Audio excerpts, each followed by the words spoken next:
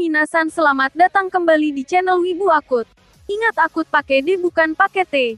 Kita lanjutkan alur cerita Attack on Titan, kini sudah memasuki part ketiga. Setelah sebelumnya Eren berhasil menutup lubang yang dibuat oleh Kolosal Titan, Eren juga kini telah berhasil masuk ke batalion yang dia impikan. Penasaran apa yang bakal terjadi ke depannya? Oke, daripada kita berlama-lama mending kita langsung masuk aja ke alur ceritanya.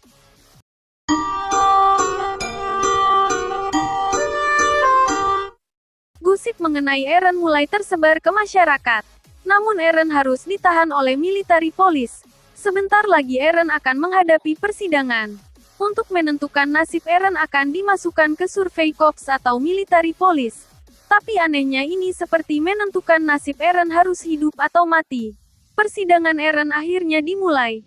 Namun baru mulai beberapa saat pengadilan sudah mulai alot. Dari beberapa pejabat terkait masih meragukan kekuatan Eren. Alur pengadilan ini memang seperti sudah diatur. Eren pun meluapkan semua yang mengganjal di kepalanya. Tetapi hal itu malah membuat dia akan dieksekusi oleh military police. Namun Eren malah dihajar oleh Levi terlebih dahulu. Benar-benar sadis, Levi menghajar Eren sampai berdarah-darah.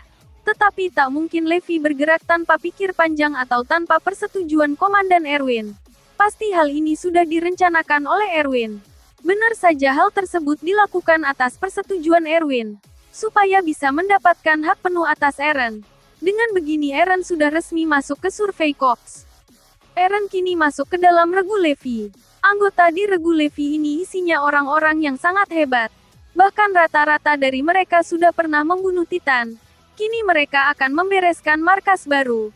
Eren dan anggota yang lain disuruh bersih-bersih. Di samping terkenal akan keganasan dalam membantai Titan, Levi juga dikenal sebagai pencinta kebersihan. Setelah selesai bersih-bersih, Eren sedang ngopi bersama para anggota yang lain. Tak lama datang seorang maniak Titan. Dia adalah Hanji. Keberadaan Eren membuat Hanji menjadi makin bersemangat. Eren dan Hanji bahkan ngobrol sampai pagi hari.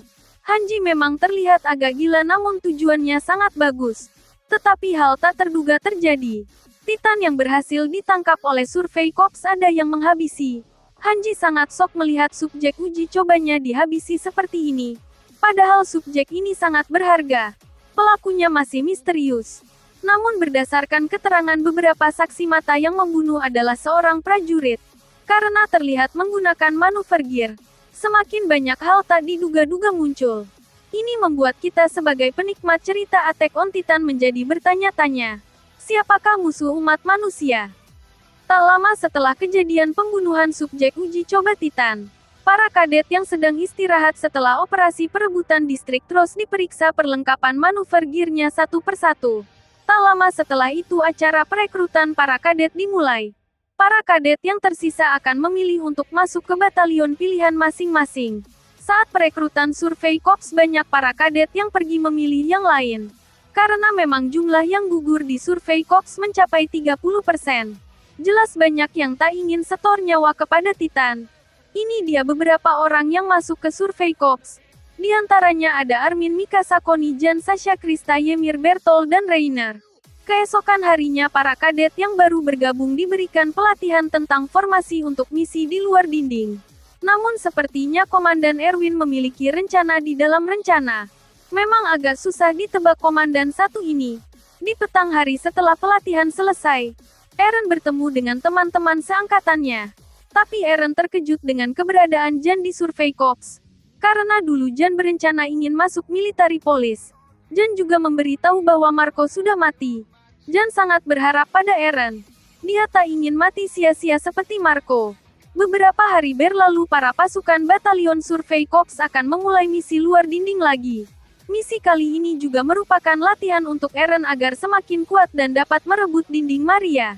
Baru keluar dari dalam dinding, para pasukan survei corps sudah disambut oleh Titan. Tetapi di dalam pasukan ada kelompok yang bertugas untuk melindungi pasukan dari Titan. Namun hanya bisa melindungi saat di daerah kota saja. Karena setelah itu akan ada area tanpa bangunan. Saat sudah memasuki area terbuka, para pasukan menyebar membentuk formasi. Benar-benar formasi yang sangat hebat. Akan tetapi selalu ada hal yang tak terduga terjadi. Benar saja ada Titan yang aneh muncul. Lari Titan ini sangat cepat melebihi kecepatan normal. Armin melihat Titan tersebut dengan jelas menghabisi rekan-rekannya. Titan ini berbeda, bukan jenis abnormal. Karena dia memiliki akal sama seperti kolosal Titan, armor Titan, dan attack Titan.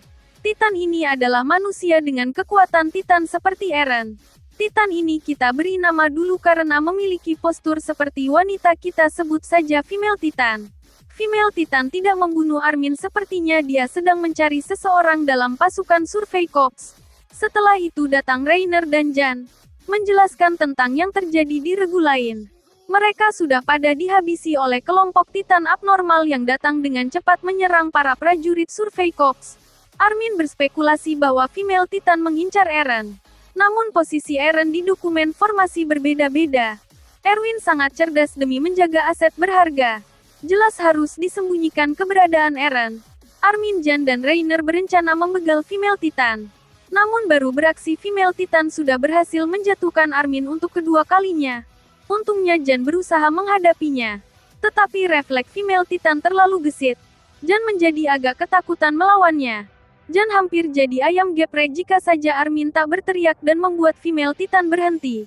Reiner tak diam saja memanfaatkan berhentinya gerakan Female Titan dengan langsung melesat ke tengkuknya. Namun Reiner berhasil ditangkap oleh Female Titan.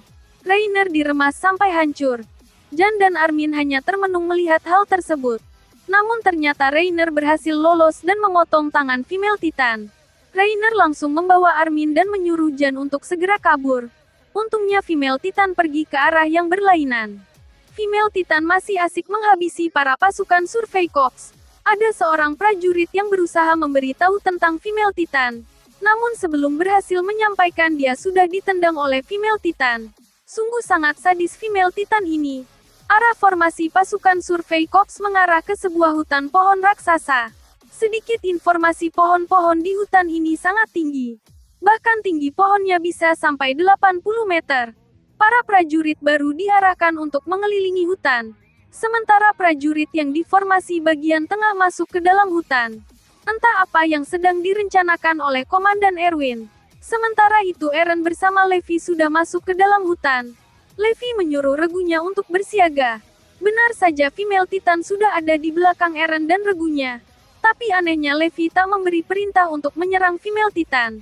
Para anak buah Levi padahal sudah mulai panik. Ya wajar saja yang dilawan manusia yang bisa berubah jadi Titan. Kemampuan bertarungnya tak bisa dianggap remeh. Saat dikejar oleh Female Titan, Levi menembakkan sinyal yang aneh, suaranya sangat nyaring berbeda dari sinyal yang lain. Levi memberitahu untuk tak terbawa emosi karena tugas regu ini adalah menjaga Eren.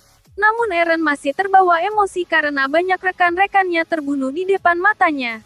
Sempat terpikir Eren menggunakan kekuatan Titannya untuk melawan Female Titan.